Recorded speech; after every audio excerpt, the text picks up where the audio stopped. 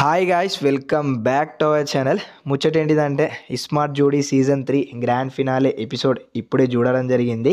So ఎవరికి న్యాయం జరిగింది, ఎవరికి అన్యాయం జరిగింది అనే దాని గురించి మాట్లాడుకుందాం. సో ఇక్కడ ప్రాసెస్ ఏంటి అంటే, న్యాయం అన్యాయం అంటే నా పాయింట్ ఆఫ్ వ్యూలో నేను ఏం చూసినా దాని ప్రకారం నేను చెప్తున్నా.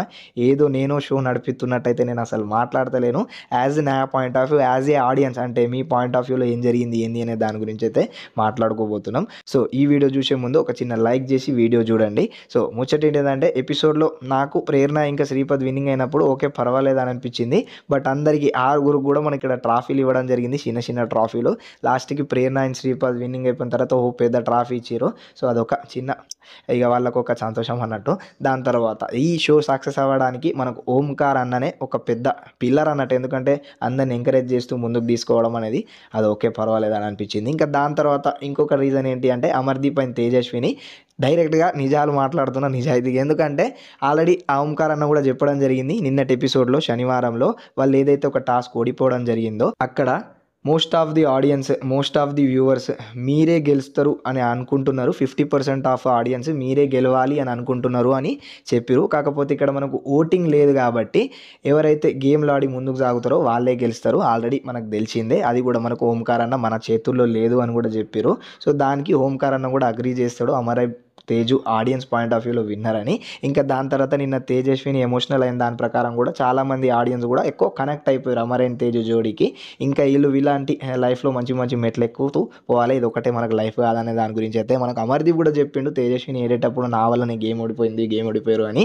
ఇంకా ఇక్కడ ట్విస్ట్ ఏంటి అంటే, మనకు నిన్నటి ఎపిసోడ్లో రాకేష్ కొంచెం ఫౌల్ గేమ్ ఆడిండు కాబట్టి రాకేష్ ఇంకా సుజాత వీళ్ళ జోడీని అయితే ఎలిమినేట్ చేసి అమర్దీప్ వాళ్ళని ముందుకి పంపించారు అన్నట్టు. ఇక్కడ కొంతమంది హేటర్స్ ఏమనుకుంటారంటే, ఈ స్టార్మా కానీ అక్కడ ఉన్న ఏదైతే పీపుల్ ఉన్నారో వీళ్ళు అమర్దీప్కే ఫేవర్గా, అమర్దీప్ అండ్ తేజుకి ఫేవర్గానే చేస్తారు అని అనుకున్నారు.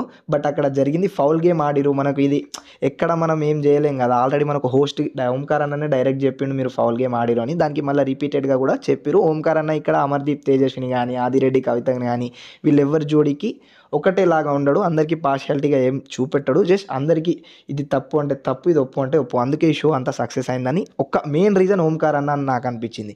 ఇంకా దాని తర్వాత ఈఎల్ఐట్ ఎపిసోడ్లో చూసుకున్నట్లయితే అందరికీ చిన్న చిన్న ట్రాఫీలు పంపారు. ఎందుకంటే మన జర్నీ చూపెట్టేటప్పుడు ఒక సర్టిఫికేట్ కానీ, దాంతోపాటు ఓంకార్ అన్న వర్డ్స్ కానీ, ఇంకా వాళ్ళ జర్నీ కానీ వీళ్ళందరూ చూసింది దానికి ఒక చిన్న గ్రేట్ మూమెంట్ అని చెప్పుకోవచ్చు. లాస్ట్కి ఫైనల్గా మనకు ఏదైతే అవి కూరగాయలు కోసేటివి ఉన్నాయో, ఇది నాకేమనిపించింది అంటే, అరే అమ్మ గింత ఘోరంగా ఎట్లా చేయొచ్చు, బరాబర్గా ఈక్వాలిటీగా ఎట్లా రాస్తుంది అనే దాని గురించి అనుకున్నా. బట్ దాని తర్వాత కొంచెం రీసెర్చ్ చేసి నాకు అనిపించింది ఏంటి అంటే, ఇప్పుడు గేమ్స్ పెట్టే వాళ్ళు కూడా స్టార్మా కానీ ఇంకా అక్కడ స్పాన్సర్ చేసిన షో కానీ గేమ్స్ ఇది అవైలబుల్ ఉంది, ఇది అవ్వగలుగుతుంది అంటేనే మనకు పెడతారు.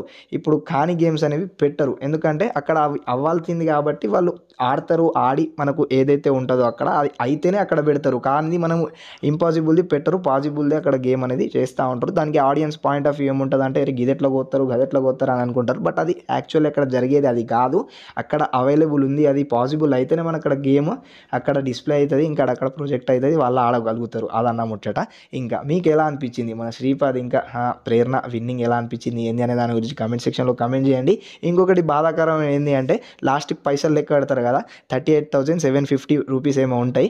అందులో ఇద్దరు ఈక్వల్గా చెప్తారు. కాకపోతే కాయిన్ టాస్క్లో ఏదైతే మనకు ఆదిరెడ్డి లాస్ట్ మూమెంట్లో పెట్టడానికి పోతాడో అది కొంచెం బ్యాలెన్స్ అవుట్ అయ్యి కింద పడుతుంది. అక్కడ ఆదిరెడ్డి ఓడిపోయింది. లేకపోతే ఆదిరెడ్డి ఫస్ట్లో గెలిస్తే లాస్ట్కి కూడా ఆదిరెడ్డి గెలిచినట్లయితే ఆదిరెడ్డి విన్నింగ్ అయ్యేటోడు.